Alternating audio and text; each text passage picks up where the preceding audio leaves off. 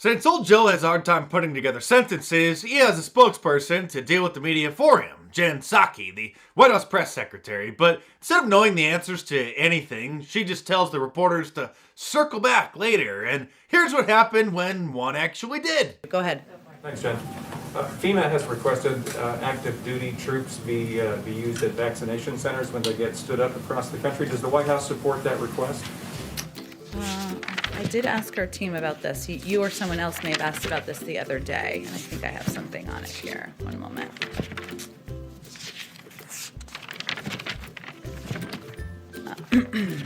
Thanks for your patience. Lots to say about COVID, no doubt about it. Let's see. Let me talk to our team about it. Hey, I can't see this woman making it more than a few months. And that's what happens with diversity hires when someone's given the job, not because they're qualified, which she's clearly not, but just for the sake of diversity. Someone else who's clearly not qualified for the job is Jimmy Kimmel. And here he is weighing in on the GameStop stock controversy. GameStop, if you don't know, it's a video game store. And like a lot of businesses, they've been struggling because of COVID, but also because most people buy games online now. And yet, despite a sharp decline in sales, over the past 6 months, their stock price has grown by 8,000% because a bunch of amateur investors, maybe even some Russian disruptors who are part of a Reddit community called Wall Street Bets, decided to buy a bunch of GameStop stock and drive the price up and screw over the hedge fund guys, maybe even some Russian disruptors. Yes, Jimmy, it was the Russians, and he was being serious. That wasn't a joke, because he doesn't tell jokes on his show. As I mentioned last week, Jon Stewart, the former host of The Daily Show on Comedy Central, joined Twitter for the first time specifically to weigh in on the GameStop short squeeze story, railing against the Wall Street hedge funders and siding with the Redditors. So Jimmy Kimmel thought he would be clever by responding to that tweet, asking, "Donald Trump, is this you?" Yes, Jimmy Kimmel is one of the only Americans to actually side with the hedge fund, other than the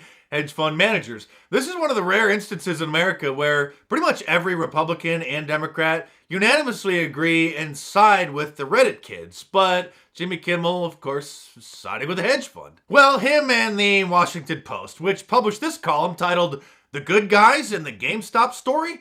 It's the hedge funds and the short sellers." In other news, Project Veritas obtained some footage of a Facebook virtual meeting where Mark Zuckerberg and his senior level staff were discussing their excitement about working with the Biden administration and are seeking guidance from the government about how they should run their platform. In his first day, President Biden already issued a number of executive orders on areas that we as a company really care quite deeply about. But there has been quite a lot of disquiet expressed by many leaders around the world, from the president of Mexico to Alexander Navalny in Russia and Chancellor Angela Merkel and others, saying, well, this shows that private companies have got too much power and they should be only making these decisions in a way that is framed by democratically agreed rules. We agree with that. We agree with that. Mark will be very clear about that ideally we wouldn't be taking these decisions on our own. We would be taking these decisions in line with and in conformity with democratically agreed rules and principles.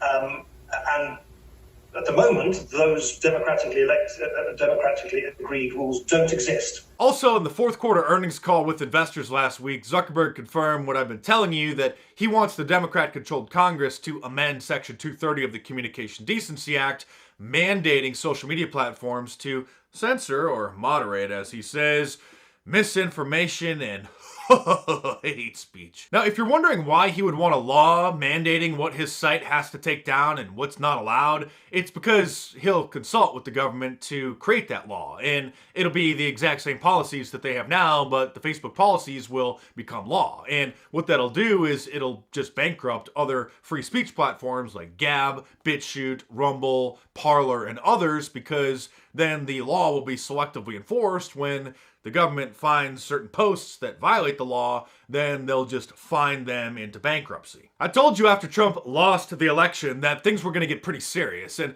we'll still have a good time on this channel, or we'll try to at least, and laugh at the madness while we can, but sometimes we're going to have to get serious and put together some strategies in order to push back against the Democrats and prevent their agenda from being fully implemented. So I think what I'm going to do over the next month or so is launch a new interview series, and I'm going to get the CEOs on, I bet I can do it, of every one of these major alternative social media platforms, because not enough of you have joined Gab, Rumble, MeWe, BitChute, Telegram, etc., because we need to get off of these major platforms. We need a big tech exodus. So I'm going to get them on, and we're going to have some lengthy interviews about why these are actually viable alternatives and why we need to get off of the big tech platforms that we've been so accustomed to over the last 10 years. And you may recall last year, maybe it's been a while now, like 6 months ago, I sort of tested out the software and I did some interviews with Roger Stone and Larry Elder and FCC Commissioner Brendan Carr. So I think it's time to bring the interview series back. And what better platform to provide than the CEOs of other platforms? The Epic Times YouTube channel was just completely demonetized. So is their associate channel, NTD News, which has, I think, over 1 million subscribers.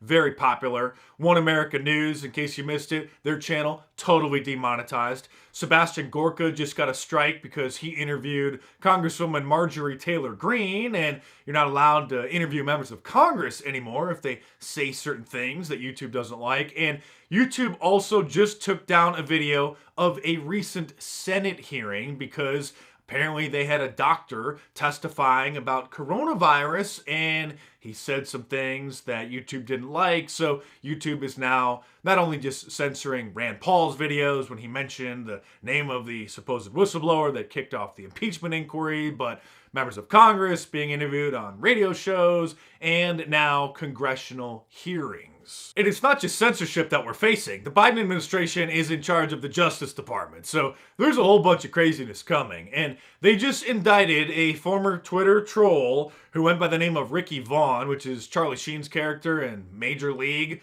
because he posted a meme 5 years ago, joking, telling people to vote for Hillary Clinton by a text message, and then they could avoid the lines. They literally indicted him for trying to suppress the vote or some federal offense for posting a meme. And you know what they're trying to do to President Trump? It looks like they're bringing the impeachment hearing into the Senate, and that's probably going to fail, but they don't know what to do without him. They lived for hating him for 4 years, and now that he's not in the Oval Office, they don't know what to do. I, on the other hand, am still going to sell Trump t-shirts while I can, like my new Trump's America shirt, which you can pick up in a t-shirt, long sleeve, and a hoodie. Or if that's not your style, of course, there's the classic Liberalism Find a Care shirt, the I Love Global Warming shirt, or any of my awesome designs available at markdice.com, or click the link in the description below and check them out.